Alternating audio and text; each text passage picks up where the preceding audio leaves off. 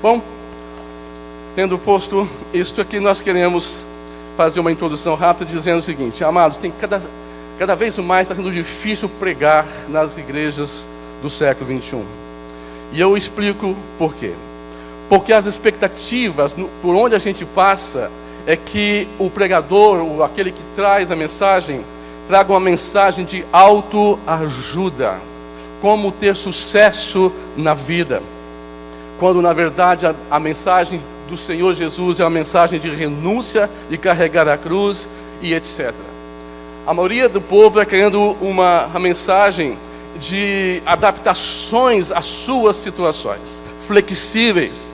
Mensagem para o cidadão do mundo que quando morrer irá para o céu, quando Jesus na verdade deixou uma mensagem para o cidadão do céu que já morreu e foi enviado ao mundo. Estão buscando e querendo mensagens de zona de conforto, mensagem para continuar bem como está, quando na verdade a mensagem da Bíblia é de peregrino. É aquele que não tem posses, é aquele que anda caminhando em direção a um lugar que todos vocês conhecem, ou pelo menos querem estar lá. Cada vez que prego aqui no Brasil, sinto um desconforto pessoal, pois é nítido que ao final da mensagem um grupo fica meio que descontente e às vezes eles dizem: que época este pastor vive? Essa mensagem era apropriada lá para o primeiro século, para hoje não, as coisas mudaram, são outras. Sim, de fato mudaram muito, aliás mudaram mesmo. Aquilo que chamam de igreja hoje, amados, está muito distante daquela que Jesus disse: edificarei a minha igreja. Muito diferente. Domingo retrasado, eu acho, o pastor Ederson pregou aqui, e eu acompanhei ele pela internet. E ele pregou uma bela mensagem, e eu fiquei até um pouco assustado, porque era como se ele estivesse fazendo a primeira parte da mensagem que eu ia trazer. Falei: que isso? que é isso? Parece o mesmo Espírito? Falei: não, parece não, é o mesmo Espírito. E a mensagem dele era, se vocês se lembram, nós temos o remédio. Nós temos o remédio. E de fato nós temos o remédio. Porém, quando o médico fica doente, ele se torna paciente. Quando a enfermeira fica doente, ela se torna paciente. E quando o médico e a enfermeira, aqueles que têm o remédio, ficam enfermos, eles mesmos precisam de tomar o remédio. Hoje eu quero que você abra bem os seus ouvidos. Quero que você preste bem atenção ao que o Senhor vai falar nessa noite. E eu queria pedir aos novos convertidos que aqui estão, que talvez não vão entender muito o que nós vamos trazer aqui. Não se assuste ainda. Volte para a sua célula na quarta-feira. É quarta? Cada um tem o seu dia. E leve todas as suas perguntas, as suas dúvidas. Porque a célula é para isso. É para processar. É para poder tirar dúvidas. E aos velhos de casa, aos antigos, não sejam tão rápidos em me apedrejar. Ok? Anote também. E lá na célula, leve as suas questões, porque aqui nós não temos tempo para fazer nenhum tipo de interação. E eu quero abrir a Bíblia em Mateus 16, 18, o texto está lá, apenas a referência, e Apocalipse 2, 1 a 7. Se você não quiser abrir a sua Bíblia, eu vou ler aqui, você pode de alguma maneira prestar aí os seus ouvidos. Mateus 16, 18 diz: pois também eu te digo que tu és Pedro, e sobre esta pedra edificarei a minha igreja, e as portas do inferno não prevalecerão contra ela. Apocalipse 2, 1 a 7 diz, alguns irmãos estão procurando, eu vou esperar. Pronto, acho que todos já acharam. Jesus escrevendo disse: ao anjo da igreja em Éfeso escreve: isto diz aquele que tem na sua destra 7 estrelas, que anda no meio dos 7 candeeiros de ouro. Conheço as tuas obras e o teu trabalho e a tua perseverança, e sei que não podes suportar os maus, e que puseste à prova os que se dizem apóstolos e não são, e os achaste mentirosos. E tens perseverança, e por amor do meu nome sofreste e não desfaleceste. Tenho, porém, contra ti, que deixaste o teu primeiro amor. Lembra-te, pois, de onde caístes, e arrepende-te, e pratica as primeiras obras. E se não, brevemente virei a ti, e removerei do seu lugar o teu candeeiro, se não te arrependeres. Tens, porém, isto que aborreces as obras dos nicolaítas, os quais eu também aborreço. Quem tem ouvidos, ouça o que o Espírito diz às igrejas. Ao que vencer, dar-lhe-ei a comer da árvore da vida que está no paraíso de Deus. Quem tem ouvidos para ouvir, ouça o que o Espírito diz ao povo de Deus. Quem leva a sua fé a sério, não vai ignorar o que Jesus está falando aos irmãos dessas igrejas da Ásia Menor. E hoje eu quero que você, mais uma vez, possa abrir bem os seus ouvidos, para que o Senhor fale contigo, e eu vou orar agora. Pai, em nome de Jesus, nós estamos reunidos em Teu nome, porque precisamos do Senhor de uma maneira específica.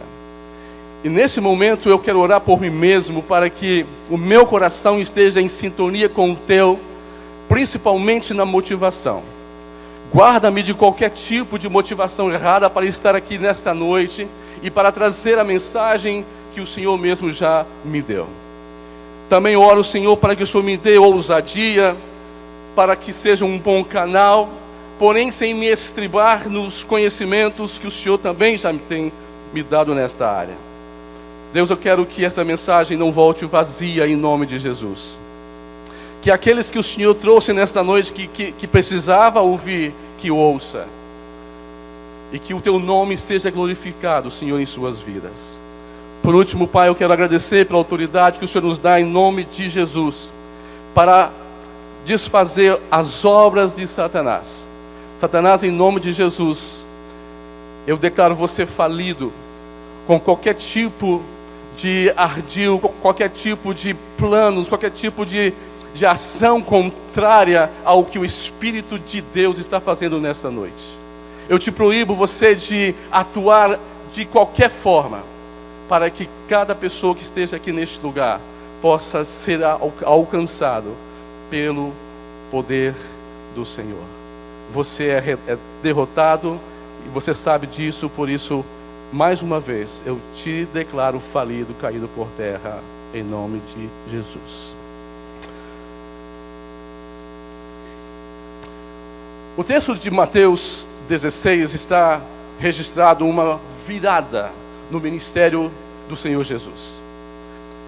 Pela primeira vez aqui ele fala de uma estratégia que ele tinha para quando ele saísse da terra. Ele veio, viveu e sabia que ele iria morrer, e ele sabia que aquilo que ele fez teria que chegar até você e eu hoje. Ele sabia que ele teria que voltar, e que quando ele voltasse, então como é que ficaria o mundo? Então aqui ele começa a falar da sua estratégia. E no versículo 18 especificamente, ele chama a sua estratégia de eclésia, ou seja, aquilo que nós hoje chamamos de igreja. Eclésia era uma prática dos gregos, e é interessante porque ele podia ter falado sinagoga, que era o nome dado para as reuniões dos judeus, e ele pega exatamente uma palavra que não era religiosa na época, para poder dizer qual seria ou como seria a sua estratégia para que a mensagem dele, mas sobretudo a obra dele, chegasse até nós. Eclésia era uma prática dos gregos que eles convocavam alguns cidadãos para um encontro, geralmente fora da cidade, para que ali eles pudessem conversar de assuntos relacionados com a cidade. É o mesmo nome que deu origem ao que chama hoje de Assembleia Legislativa. É a mesma raiz. Ou seja, as pessoas que supostamente aqui tem que ter cuidado para falar esse negócio aqui, porque está complicado.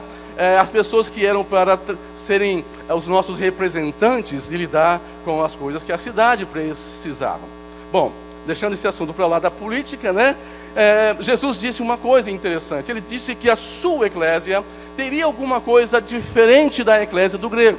A primeira delas é que ele disse é que a eclésia dele, ou seja, o seu modelo, quando ele diz a minha eclésia, não qualquer eclésia, ela tem uma ação libertadora. Ela vai exercer o processo de redenção. Ela vai ser co-redentora comigo no processo que eu já comecei. Mas ele disse mais que sobre a sua eclésia, a sua igreja, haveria uma marca que é a marca da conquista e do triunfo, quando ele diz as portas do inferno não prevalecerão contra ela. Ou seja, a minha eclésia tem uma marca. Por onde ela passar, Satanás tem que sair fora e o povo escravizado poderá ser resgatado. Esta é a eclésia de Jesus. Este é o modelo dele. Igreja é a única estratégia que ele tem, aliás, para poder exercer, para executar o processo de resgate da matéria-prima do maior projeto de Deus que se chama sua família. Após a sua ascensão, no ano mais ou menos 30 depois de Cristo, logicamente, os discípulos, incluindo Paulo, saíram fazendo exatamente conforme o seu modelo. E era nítido a marca da conquista. E onde eles chegavam, o livro de Atos registra a forma como o modelo de Jesus dava certo.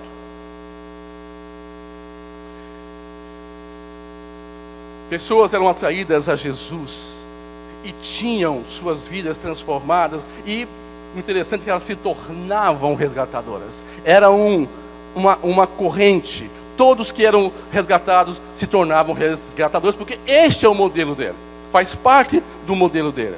O crescimento do seu modelo não se dava pelo convite para um culto especial, não se dava por um convite para participar de um encontro onde vai ter isso ou vai ter aquilo, não. Ela crescia pela reprodução.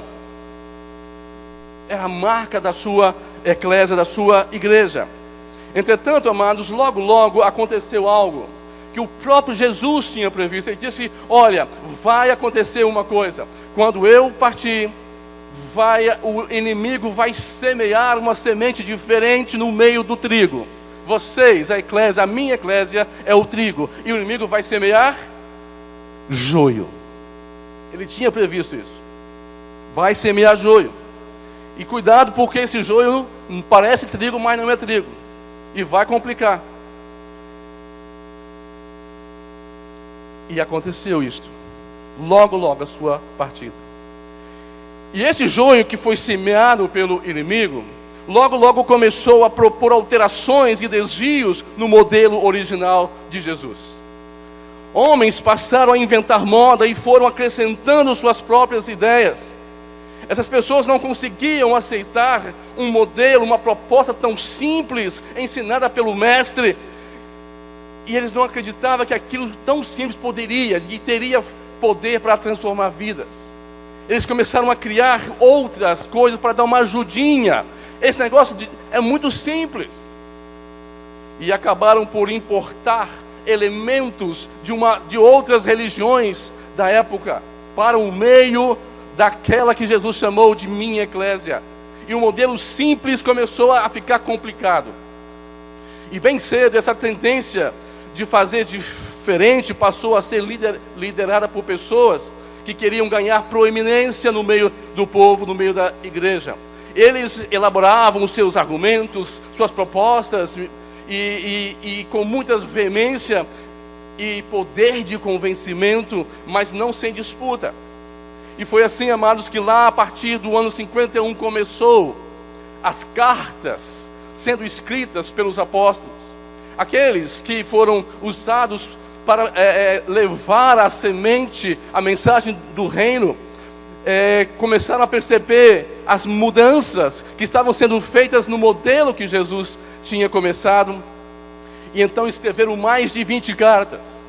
O próprio Jesus, o próprio Paulo, por exemplo, escreveu pelo menos 12 cartas. para tentar corrigir desvios do modelo de Jesus. E isso perdurou até o ano 94, foram 20 e tal cartas, dizendo, falando, cuidado, não faça assim, não foi isso que Jesus deixou. As últimas cartas foram de João, 1ª, 2ª e 3ª, no ano 94. E nesses escritos apostólicos, desses nossos irmãos, é evidente e é evidenciado os principais sinais dos desvios. E se você ler com carinho, você vai ver que aquilo que eles falam de desvio está classificado em 3 grupos: legalismo, controle e ritualismo. Nas cartas de Paulo, Pedro, João, Tiago, Judas, pode ler, você vai ver isto lá. Por exemplo, Paulo disse aos Gálatas, capítulo 1, 6 a 8, veja só, estou muito admirado com vocês, pois estão abandonando tão depressa aquele que os chamou por meio da graça de Cristo e estão aceitando outro evangelho, o qual não é outro, senão que há alguns que vos perturbam e querem perverter o evangelho de Cristo, a simplicidade dele. Mas ainda que nós, ou mesmo um anjo vindo do céu, vos pregue evangelho que vá além do que vos temos pregado, seja anátema. Gálatas 2, 4, 5, Paulo também dizendo, porém alguns tinham se juntado ao nosso grupo, fazendo de conta que eram irmãos na fé, e queriam circuncidá-lo. Eram homens que tinham entrado para o grupo como espiões, a fim de espiar a liberdade que temos por estarmos unidos com Cristo Jesus, e para nos tornar escravos de novo. O modelo de Jesus nos faz livres. O pastor falou aqui hoje, leve, suave. Tudo aquilo que nos traz peso, tudo aquilo que nos traz regras, normas, peso, isso não faz parte do modelo de Jesus.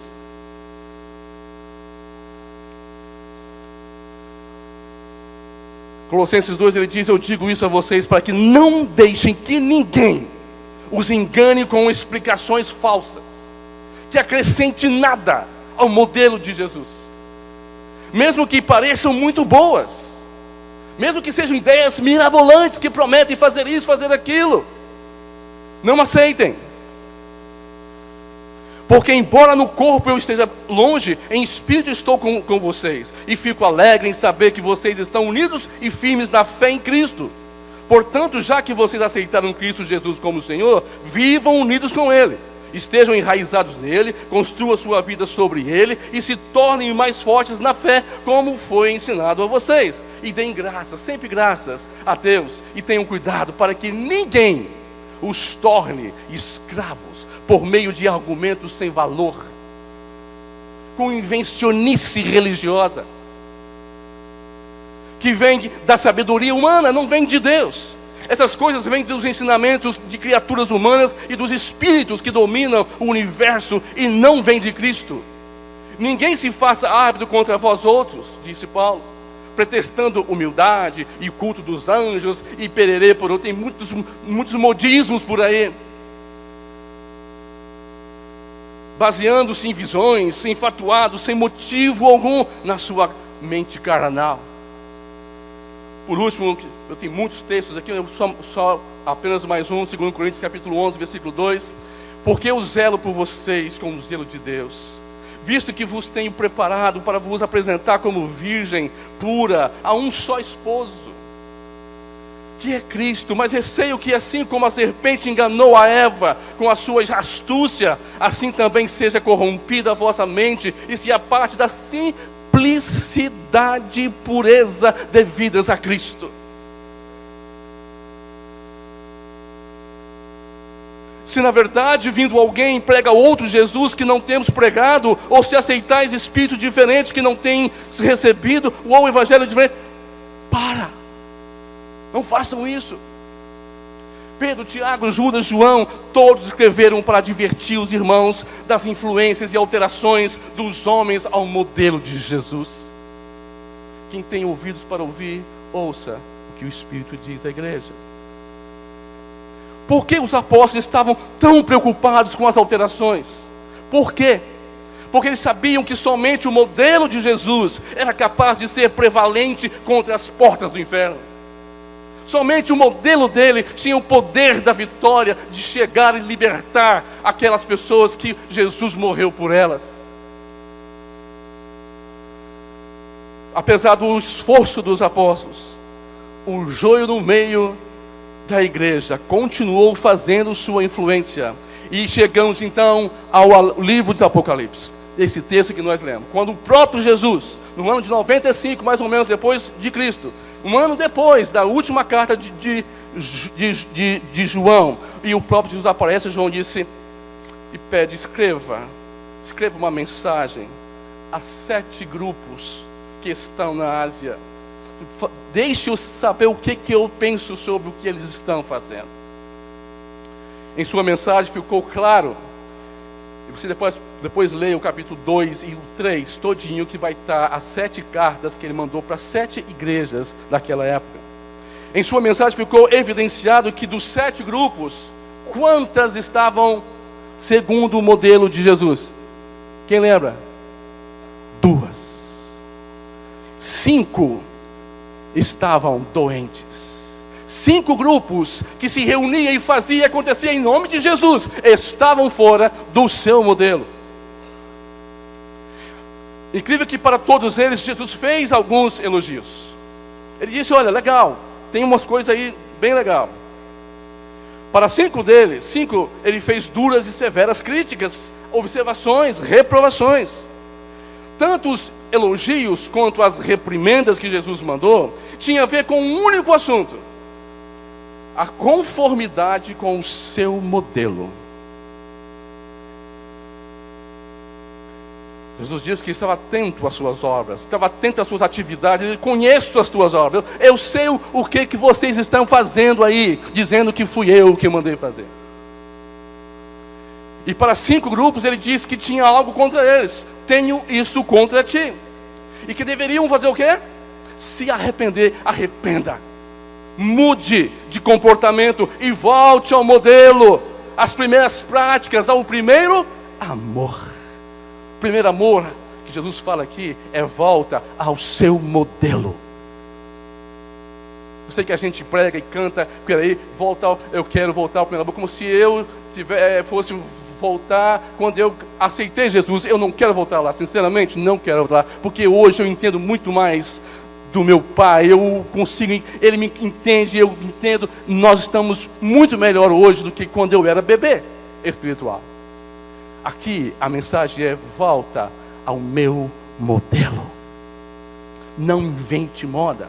E ali naquele grupo, ou naqueles grupos, Jesus apontou para três influências. Depois você procura lá, 3 influências. Uma delas se chama doutrina de Balaão. Quem já viu isso lá? Várias pessoas, né? Doutrina de Balaão. Quem foi Balaão? Balaão quis fazer das coisas de Deus, um meio de lucro. O engano do prêmio de Balaão, como diz lá o texto, é a ganância dos que não têm escrúpulos em causar dano àqueles que são do Senhor, se isso lhes trouxer algum lucro. Balaão havia sido contratado por quem? Por Balaque, para amaldiçoar Israel, e estava bem disposto a fazer por causa do din-din. Está lá em Números capítulo 22. Balaão se tornou símbolo para nós hoje daqueles que usam o seu chamado, usam os seus dons, ou usa a própria igreja para fins de obter riqueza e fama. É o ministério do interesse pessoal. A doutrina de Balaão é a vivência religiosa baseada em interesses próprios para ter sucesso nesta vida, estabilidade, riqueza ou fama. Ministério da barganha. Eu te sirvo, porém o Senhor me abençoa. E nós, os missionários, sabemos muito bem disso. Quantas pessoas que nos adotam para dar oferta com expectativa de que as suas contas vão encher, que Deus vai abençoar, vai multiplicar, e aí ele descobre que dá tudo o contrário. E aí quem é o primeiro que ele corta? Exatamente. Ele fez com uma forma de investir, não no reino de Deus, para poder levar gente para a eternidade, mas para Ele ter usufruir de algum ganho. Amados, a doutrina de Balaão está mais presente hoje do que o que você possa pensar. Há tanta gente vindo para as igrejas para poder ficar bem nesta vida, para ter um novo emprego, para receber cura. E o pior é que os culpados somos nós, porque nós prometemos isso.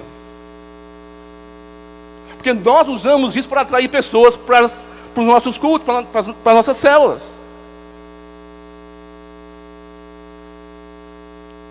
Isso é a doutrina de Balaão. O modelo de Jesus é exatamente o oposto. Oh meu Deus, o tempo voa.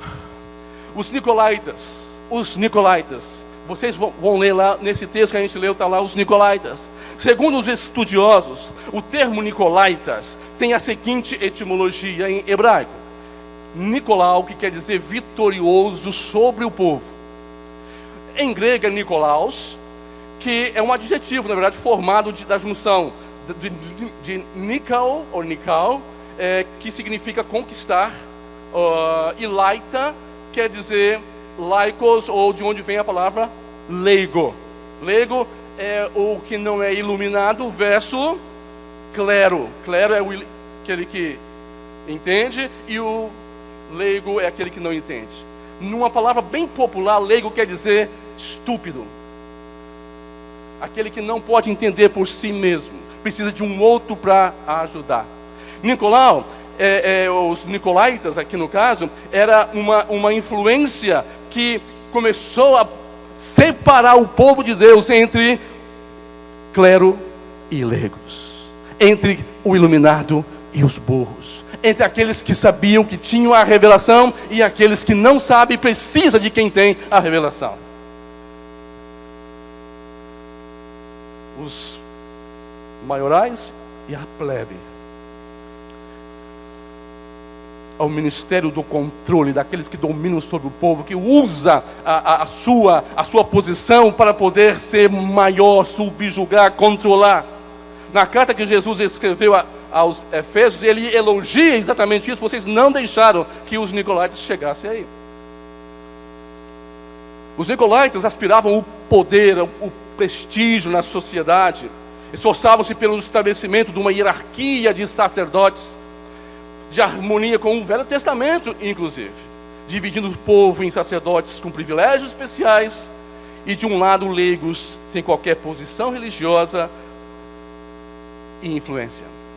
Em vez de simples homens dons, se tornaram uma hierarquia endeusada de homens santos que regia a igreja.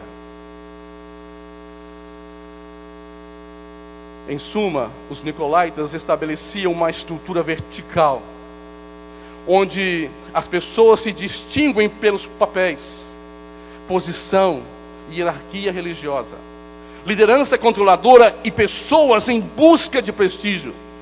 Já viu aquelas pessoas na igreja que só faz alguma coisa para outro se ele tiver um papel? Eu já vi situações em que líderes de células, e não necessariamente aqui na nossa igreja, porque eu tenho pouca vivência no meio do povo, mas líderes de célula que cuidam de todo mundo. Mandar, como é que é? O WhatsAppzinho para lá, como é que você está? Amanhã tem a célula, tal, papapá. Irmão, vamos orar, tal. Quando ele deixa de ser líder, o que acontece? Nunca mais liga, nunca mais manda nada. Isso é o que? Ele fazia porque tinha um papel, uma posição, uma obrigação, sei lá o quê, uma responsabilidade. Ou então pessoas que só fazem se estiver parte de algum projeto. Acabou o projeto. Aliás, eu, por exemplo, conhecia alguém que fazia parte de um projeto de idosos, terceira idade. Nossa, ele ia lá para o projeto todas as terças e quintas, era um amor. Coitadinho para lá, e limpava a fralda da velhinha, e fazia tudo, aquela coisa. Saía dali, pum, acabou. Do lado da casa dele tinha uma velhinha que precisava dele, no caso que era ela, precisava de ajuda, não estava nem aí. Ou seja, não havia serviço por causa do amor, mas por causa do papel que as pessoas eram. Isso é coisa de nicolaítas. E por último, Jezabel. Jezabel tem dado muitos problemas, muitas interpretações por aí. Muito se discute se ela era real, se era simbólica, tal. Porém, o que está em causa aqui não é isso. Não perca tempo com isso. O que está em causa é que havia no meio da igreja uma evidência da presença de uma prática gnóstica e licenciosa dentro da igreja. Trata-se de uma influência idólatra, onde elementos do paganismo se misturam com o que Jesus ensinou, formando um grande sincretismo religioso. Uma mistura religiosa. A proposta simples e relacional de Jesus estava dando lugar a uma prática complexa e carregada de simbolismos. A igreja estava sendo influenciada e dominada pela idolatria, onde se institui a intermediação entre Deus e os homens através de práticas místicas, ritos, símbolos. Eram ensinos falsos que desviavam o povo do modelo de Jesus. Quantos crentes supersticiosos nós temos hoje? Acredito que tem gente que acredita mesmo que aquele óleo que vem de Israel tem poder para curar. Acredito que tem gente que dorme com a Bíblia aberta no Salmo 91 e crê que aquele negócio livra eles dos males.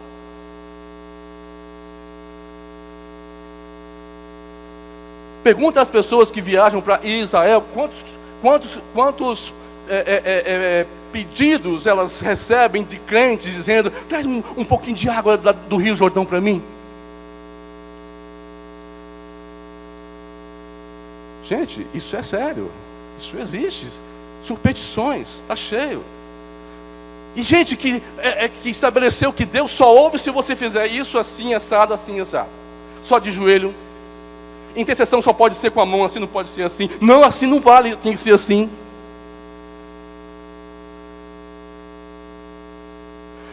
Isso é coisa de Jezabel, criando uma coisa complexa, que nem Jesus ensinou nada disto.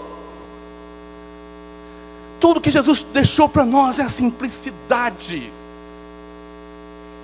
Para com isto em nome de Jesus. Para de regras, normas, estereótipos. Jesus não deixou regras. Sim ou não? Nesses 42 anos de vida no reino, testemunhei vários ventos. Eu tenho 42 anos de novo nascido, 75. E eu já vi muita coisa, mesmo. Tem essa carinha aqui de criança, mas não é não, tá? Brincadeira, só para poder me autoelogiar. Nesses 42 anos de vida no reino, amados, eu vi muita coisa. Alguns aqui se lembram dos dentes de ouro. Se você não fosse para um encontro, num culto, e você não saísse com dente de ouro, você não estava bem com Deus.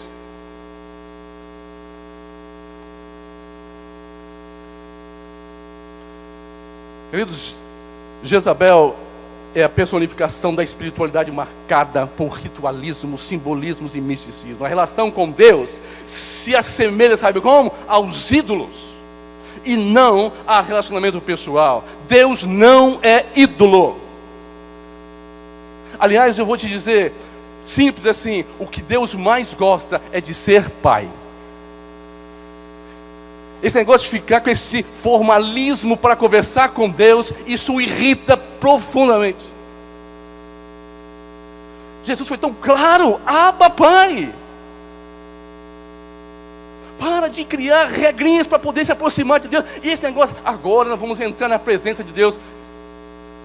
Isso é de Jezabel, rapaz. Inventaram modas, inventaram tantos modelos para poder produzir santidade no final de semana. Tem gente aí prometendo transformação de caráter e de tudo num final de semana. Isso não existe. O modelo de Jesus é processo, não é evento. Se alguém te prometer que você vai para um encontro tal e vai sair lá transformado, rejeite, porque isso não existe. Jesus não disse isto.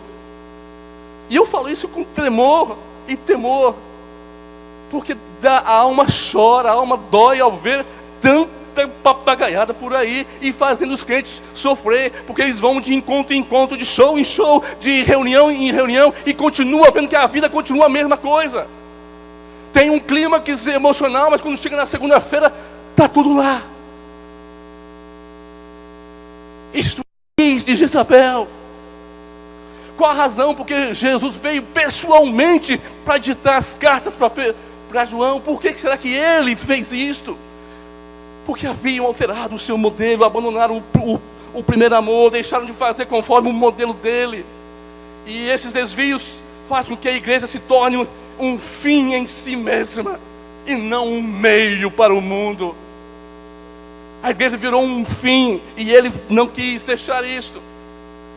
Na quarta-feira, sei lá, na célula, vocês vão discutir lá a promessa de Jesus, que ele disse: as portas do inferno não prevalecerão contra a igreja.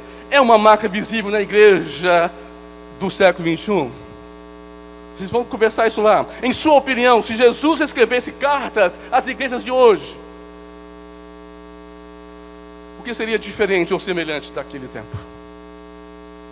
Mas vou ser um pouquinho mais malzinho. Se Jesus escrevesse cartas às BBJC, o que seria diferente e o que seria semelhante às cartas do Apocalipse? Posso ser um pouquinho malzinho mais? Se Jesus mandasse um WhatsApp agora aí, pip, pip, pip, e você pegasse o seu celular e Jesus diz: aqui é Jesus, o que será que estaria escrito?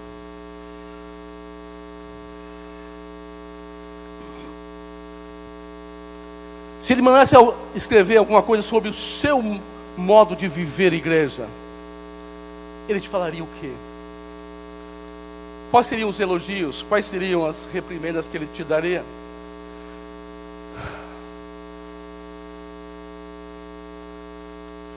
Calculei mal, pessoal. Calculei mal esse negócio aqui. Eu calculei para 1 hora, me deram, já era 8h15, aí bagunçou tudo.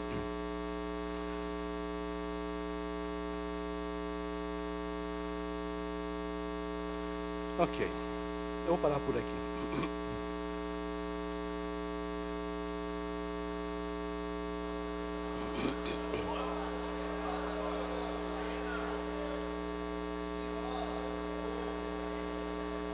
Se me apedrejarem, vocês vão pagar depois aí.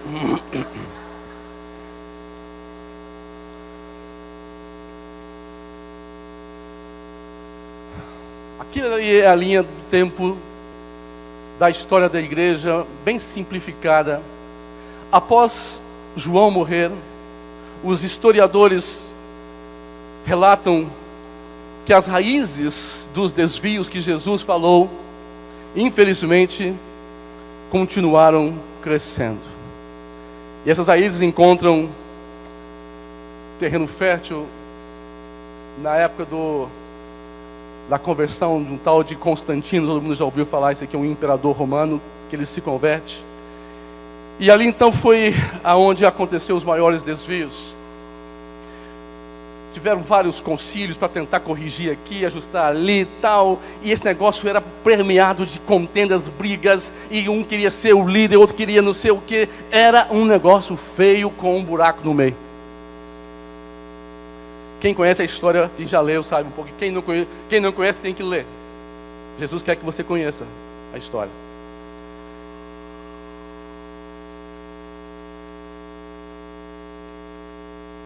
Agora veja ali um dos pontos. Em 1054 houve uma grande divisão. Aí aparece formalmente a Igreja Católica Romana e continua a Igreja Ortodoxa. E logo depois aparece Lutero e faz aquela reforma que vocês conhecem em 1517. Agora, está vendo aquelas pontinhas ali em cada daqueles dois braços? Deixa eu ver se eu consigo apontar lá. Aqui, ó, esse monte de pontinha. Esse negócio, depois de Lutero, começou. Divide aqui, divide ali, discorda disso, discorda daquilo, vai para aqui, vai para ali, aparece esse grupo, aparece aquele grupo. Esse negócio foi permeado de subdivisões e contendas e brigas. Infelizmente, a gente só conta a parte boa desse negócio. Mas tem muita sujeira.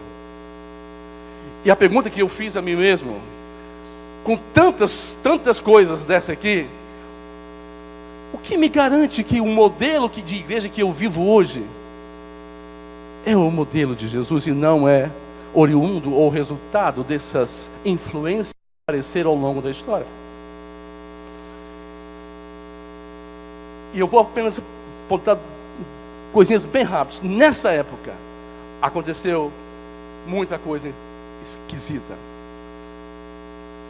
ênfase em liderança humana, luta pelo poder, disputa teológica, religiosidade, simbolismos, institucionalização da igreja, bispo único de onde aparece o Papa, liderança hierárquica onde um está acima, o outro está abaixo, clero versus leigo, tudo isso se estabelece ao longo dessa história.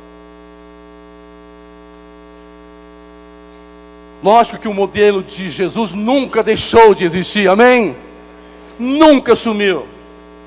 Eles enfrentaram as catatumbas de Roma, as perseguições, mas eles nunca apagaram da face da terra. Mas o pior é que os outros grupos alterados, corrompidos, continuaram praticando a religião como sendo o modelo de Jesus. O modelo de Jesus continuou, mas os grupos alterados continuaram dizendo que eram segundo o modelo de Jesus e usando as Escrituras. Todos os grupos religiosos que faz isso, que discorda disso, eles usam o quê? As Escrituras. Provar de que eles estão certos. Queridos, cerca de 70% a 80%, e aqui eu falo com tristeza, e você não fique triste com isto. Apenas fique esperto. Não é... Olha, vou completar. Cerca de 70% a 80% das práticas da igreja contemporânea não é bíblico. Surgiu desse negócio aí. A maioria dos cristãos não tem consciência desta influência. Tampouco se dá conta de que eventos históricos pós-bíblicos criaram montanhas de tradições e todas rotineiramente passadas como se fossem cristãs. São as vacas santas que não pode tocar. Quando você retrocede na história, não chega ao modelo de Jesus. Alguém inventou em algum lugar e nós agarramos isso e brigamos por isso. E deixamos às vezes que essas coisas se tornem mais importantes do que as pessoas. Nós conseguimos machucar pessoas para defender a tradição, defender a nossa igreja, a nossa religião.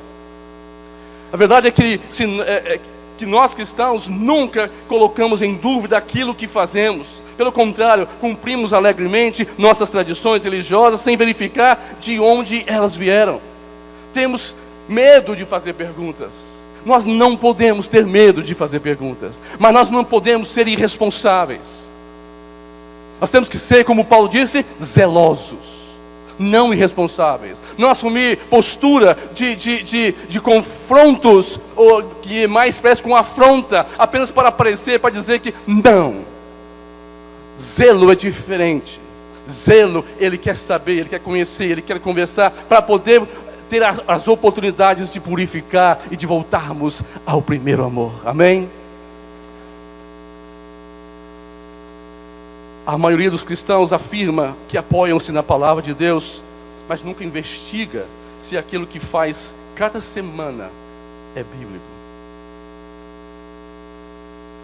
Não é pecado querer saber mais, querer saber a verdade, querer conhecer exatamente como é. Pelo contrário, Paulo elogia uns tais de Bereia que queriam saber se era mesmo assim. Não aceitaram que Paulo pregasse simplesmente e eles recebesse, abraçasse tudo como se tudo fosse verdade. Eles, será que é um homem que está falando? Então nós precisamos ter certeza. É possível que se você investigar, vai chegar a conclusões bem cômodas. Vai perceber que muita coisa que você hoje vive a sua vida para lá e para cá, para lá e para cá, no ativismo religioso maluco, não tem razão nem sentido de ser.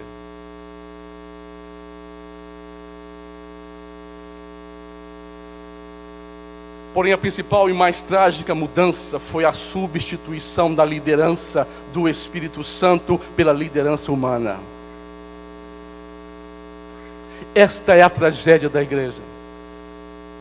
O homem assumiu a liderança e controle da igreja, criou os manuais, os regimentos, as estruturas, os códigos de doutrinas particulares, criaram suas próprias visões, suas missões e planejamentos estratégicos. No modelo de Jesus, o Espírito Santo é o líder da igreja no processo de redenção e os homens são os seus cooperadores. No modelo do homem, ou do modelo que muitos aí seguem, a liderança da igreja é do homem e tentam fazer do Espírito o seu parceiro e cooperador. Percebe aqui a inversão? A triste notícia é que o Espírito Santo ele veio mandado por quem? Jesus. E ele veio com uma missão de coordenar a eclésia dele. Hello? Ele veio com uma missão de coordenar a eclésia dele. E o Espírito Santo só tem compromisso com Jesus e a eclésia dele.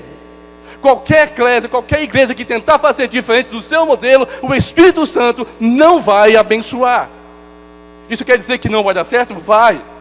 Há muita gente crescendo, igrejas, mega igrejas, mas isso não quer dizer que é o Espírito Santo que está fazendo. Basta ter técnicas de administração e gestão que pode fazer muita coisa. E eu estou falando que eu conheço muitas igrejas no mundo que são regidas por gestão administrativa puramente. Marketing e etc, e etc. Os homens fizeram o inverso, construíram suas catedrais luxuosas e confortáveis e chamaram a igreja para dentro, quando na verdade a igreja é para fora.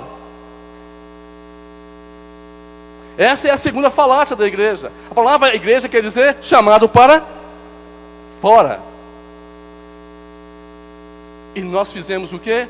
Fizemos um belo curral e chamamos as pessoas para cá. Toda a história da intervenção de Deus no mundo é marcada exatamente por um chamado para fora. Por exemplo, Adão e Eva, o que Deus disse? E Deus os abençoou e Deus lhes disse: frutificai, multiplicai e enchei a terra.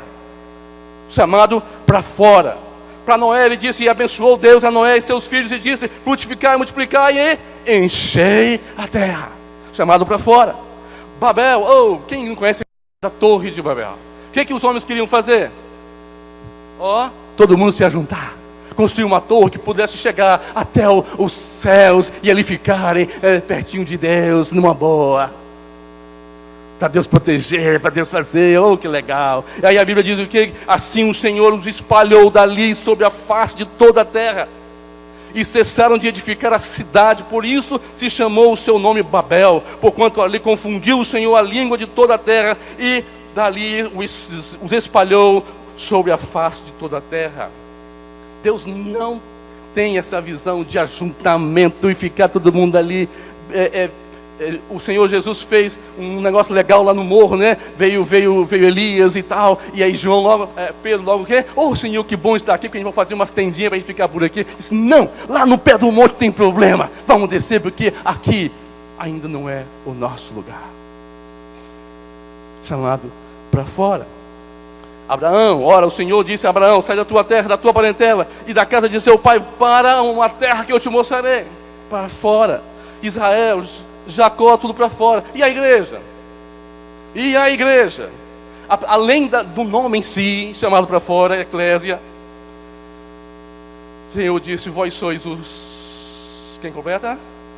Sal. Da onde? Do saleiro? Da terra.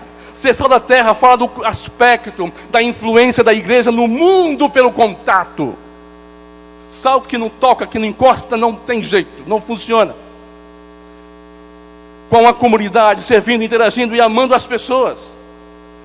Vós sois a luz do mundo. Ser luz do mundo fora do aspecto da influência da igreja no mundo pela ação à distância, intercedendo, enviando e apoiando missionários, expulsando os demônios, porque nós temos autoridade, e afastando as trevas da comunidade. Mas ele disse mais depois, quando ele estava para ir embora, ele disse: recebereis poder ao descer sobre vós o Espírito Santo, e ser-me-eis testemunhas, tanto em Jerusalém, Judeia, Samaria e confins do mundo. Chamado para fora, influência para fora. A única vocação da igreja, irmãos, na terra é uma, chamada para fora, em nome de Jesus. A igreja tem uma chamada para desbravar, transformar, desenvolver. É uma chamada para a conquista, para a vitória. Nesse aspecto, a igreja age como um exército que saia conquistando sob a liderança do Espírito Santo. Os homens, infelizmente, inverteram, desenvolveram uma estrutura pesada, complicada, cansativa e cara. A maioria das igrejas gastam mais de 70%, 80% de dinheiro para manter as estruturas.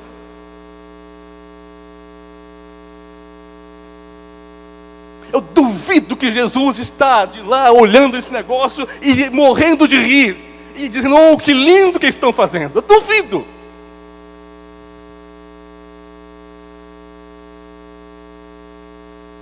Chamado para fora.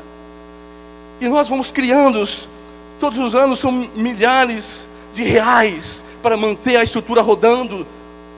Dizer que a minha igreja é uma bênção porque é organizada, tem um lindo templo com luzinhas piscando, tem cultos animados, grupos de jovens que tocam harmoniosamente, juventude boa, bons equipamentos, manifestações sobrenaturais, anjos voando. Dizer que a minha igreja é uma bênção por causa disto, mas quando na verdade a maioria do seu povo é templo-cêntrico, focado em programas, eventos, vivem de culto em culto, de célula em célula, de retiro em retiro, de show gospel em show gospel, porém vive uma vida de parasitas espirituais e sem dar frutos. Isso não é entender nada do modelo de Jesus.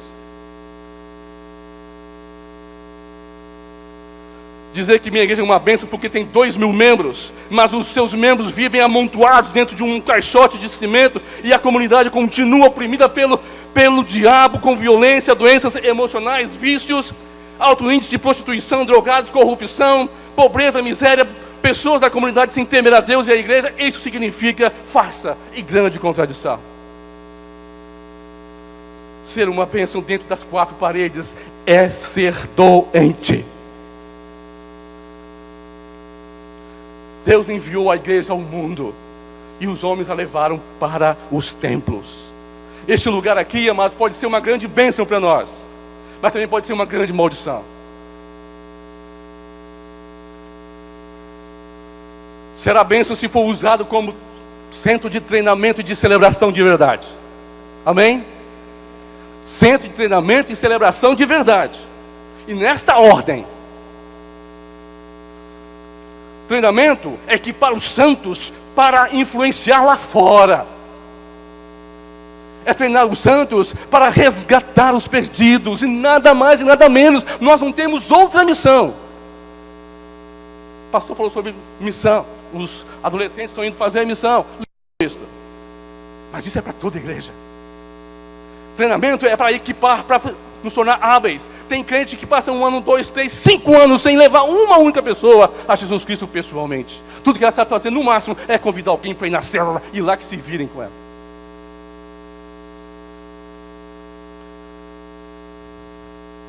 Infelizmente a maioria das igrejas vivem a criar programas e ativismo para manter os crentes salvos. Nós não precisamos de estar amontoados para ser salvos, porque somos salvos pela graça mediante a fé. Aleluia. Você não tem que ficar nesse negócio apenas para continuar salvo.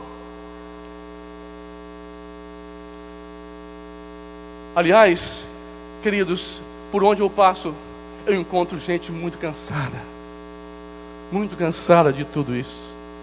Eu não sei aqui porque eu não convivo muito com vocês, desculpa. Estou falando da minha realidade. As pessoas estão cansadas de programa em programa, culto em culto, serviço em serviço, e tem pastor que fica de olho para ver se a ovelha não vem no culto, porque se não veio ele cobra.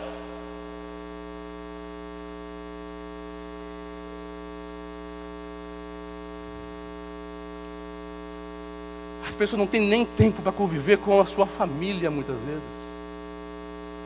Tem gente querendo, por causa de programas da igreja, está perdendo a família.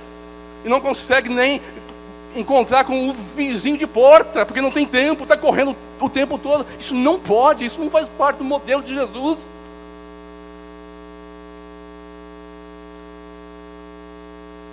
Isso é doença. Nossa salvação não depende disto. Aliás, pelo contrário, amados, as pessoas que mais têm garantia e certeza e estabilidade na salvação são aqueles que levam a salvação para outros. Cada vez que alguém nasce de novo pelas suas mãos, aquilo se consolida cada vez mais. E duvido que alguém que leva alguém a Cristo fica titubeando: oh, vocês oram por mim, porque senão eu vou desviar. Vem para o culto para poder renovar um pouquinho da fé, para poder voltar para enfrentar a semana. Isso não faz parte do modelo de Jesus. Porque Jesus não tem um modelo de encontros. Ele tem um modelo de ande com Deus e seja perfeito. Nosso negócio não é encontro com Deus. Desculpa, eu não estou falando do programa lá, tá? Desculpa aí. Nosso negócio não é encontro, é andar com Deus. Aqui está a sua saúde, aqui está a sua vitória, aqui está tudo que você precisa. Ande com Deus e serás perfeito. Celebração não é uma reunião solene, rotineira, ritualística, meia dúzia de cânticos. Isso não é celebração. Celebração não é vir aqui agradecer por uma porta de emprego, por uma casa nova, por um carro novo. Não, essas coisas não são suas. Já viu aqueles plásticos nos carros assim, presente de Deus? Se alguém tem, por favor, não me... Apenas mude o plástico e diga assim: recurso de Deus. Tudo que você tem não é teu. Deus te botou nas mãos como recurso para você cumprir a missão que Ele te deu. Aliás, que você ficou aqui só por causa dela. Nada mais. O seu lugar não é aqui, você sabe disso. É em outro lugar. Você está aqui só por causa da missão. Então não usurpe os bens do Senhor. Você não tem nada. Nada, nada.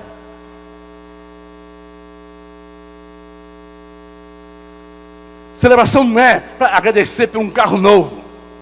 Celebração é para agradecer aqui os avanços do reino lá fora. Aleluia! É trazer os frutos aqui. É mostrar o que Deus está fazendo através da PIBJC. Quantos bairros à nossa volta precisando de a presença dele, mas nós precisamos, nós queremos ficar aqui, no ar-condicionado, no fresquinho, no bem-bom, na musiquinha boa, na luzinha legal. Vamos espalhar esse negócio. Vamos espalhar. Celebrar é trazer os... Eu vou falar uma coisa aqui, mas não é para vocês fazerem. Para mim, esse negócio aqui aconteceria uma vez por mês. E o resto era para servir lá fora. Eu acho que teria outras formas da gente poder estar juntos, né? Não estou falando que você vai ficar sozinho por aí fora, que não é assim que o modelo do Senhor trabalha. Mas aqui era para fazer grandes festas, festas mesmo, falando festa. Não é você sentar ali e já saber tudo que vai ser dito aqui. Bom, agora o irmão vai fazer uma abertura. Ele vai ler um versículo. Bom, agora eu já sei. O grupo vai cantar alguns cantos. Agora o pastor vai vir, vai dar os anúncios, vai ter o boletim ali. Bom, agora vai entrar alguém, vai trazer uma mensagem. Bom, agora vai entrar alguém, vai orar. Agora vão apresentar os visitantes. Gente, isso não é celebração, em nome de Jesus.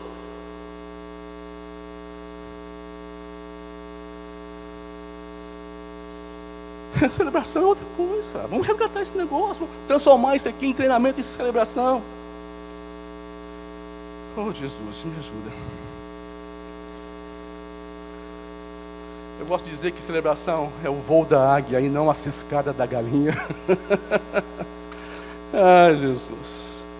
Tem crente igual galinha, olha para baixo, cisca para trás e se contenta com pequenos coisinhas assim que acha ali.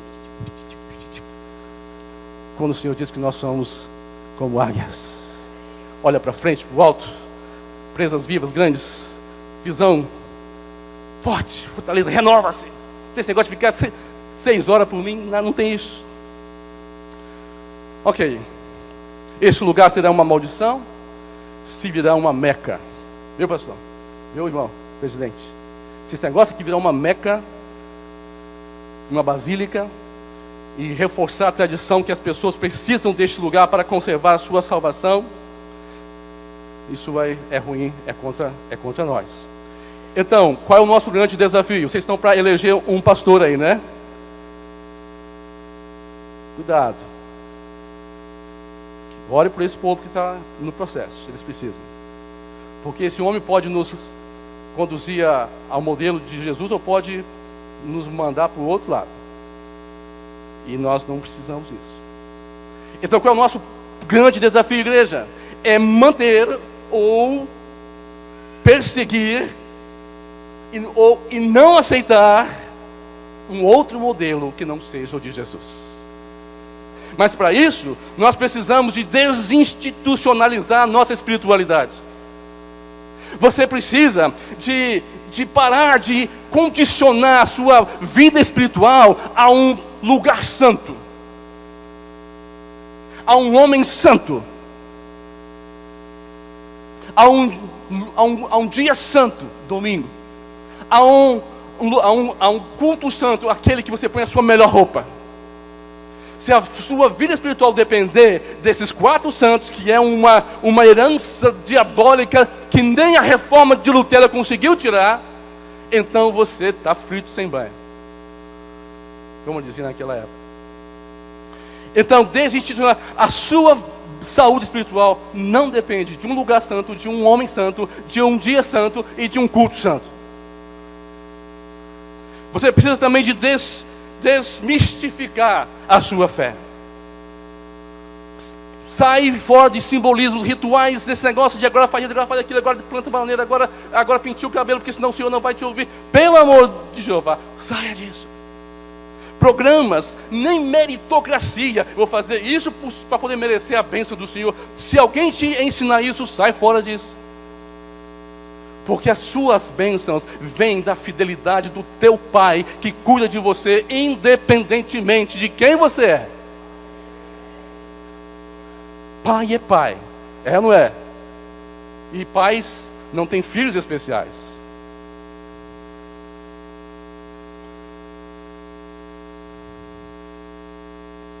Meu acesso a favor e cuidado de Deus não depende do que eu faço para Ele. Ele me ama como eu sou e me abençoa como eu sou. Queridos, o último ponto. O primeiro, desinstitucionalizar a sua espiritualidade, a sua vida espiritual. Desmistificar a sua fé. Você não precisa de jeitinho, coisinha, para poder exercer a sua fé. E você também precisa de descomplicar a sua teologia. Nós estamos cheios de informações erradas. Cheios de informações erradas. Pessoas que se metem a ensinar a Bíblia que nem entendem por quê. Estamos cheios de pastores que não são mestres e ensinam a Bíblia do jeito porque ele tem que ensinar. Bíblia, se quer ensinar a Bíblia, tem a responsabilidade por aquilo que você fala. E nós estamos expostos nas TVs, nos programas, nos DVDs, livrinhos, tem muita informação. Temos que simplificar. Queridos, eu quero fechar isso aqui dizendo o seguinte. Todo mundo conhece aquele texto quando Jesus diz assim, que nem todo que me diz Senhor entrará no reino dos céus, mas todo aquele que faz a vontade de meu Pai que está nos céus. Muitos me dirão naquele dia o quê? Senhor, eu profetizei em teu nome, eu expulsei demônio, eu curei enfermos, eu fiz milagres, eu estava lá na PIBJC, no CDC. Não era lá naquela velhinha antiga, era naquele novão lá, onde o negócio era quente. E o Senhor vai dizer para eles o quê? Apartai-vos de mim, que eu não vos... Ou seja, vocês não faziam parte da minha eclésia. Você fazia parte de uma outra eclésia.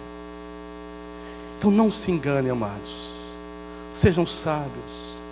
Pesquisem, procurem, conversem. Os seus líderes, os seus facilitadores de célula estão lá para isso, né, pastor?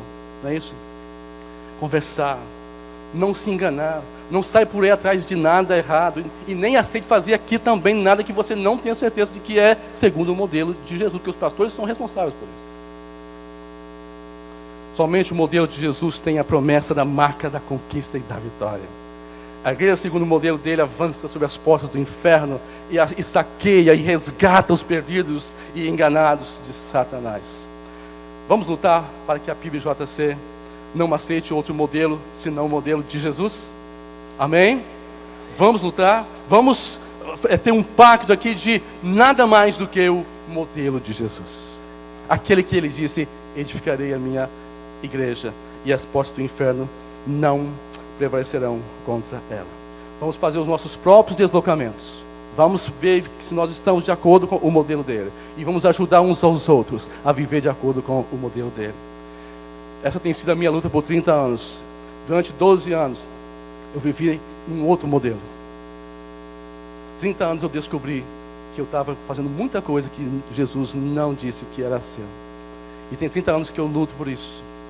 Para viver e ajudar aqueles que queiram ser ajudados. Agora você entende por que quando eu prego nas igrejas, eles não me convidam mais para pregar?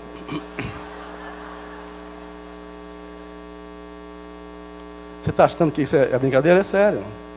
Tem igreja que eu prego, eles só me chamam daí há 5 anos. Será que ele mudou? Pastor, faz isso comigo não, por favor. Quero orar por vocês. Pai, abençoa os meus irmãos com a bênção do discernimento, com a bênção da responsabilidade pelo teu modelo, Senhor.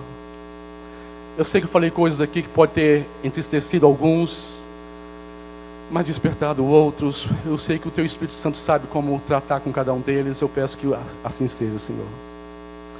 Eu abençoo os líderes dessa igreja para que sejam criteriosos, para que descompliquem as complicações herdadas ao longo da história.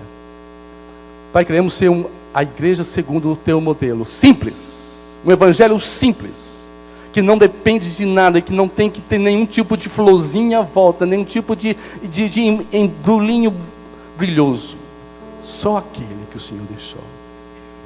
Abençoa os meus irmãos, Pai, para que nos seus estudos nas células não vão com atitude de rebeldia, de complicar, mas vão para ajustar, para tirar suas dúvidas, Pai.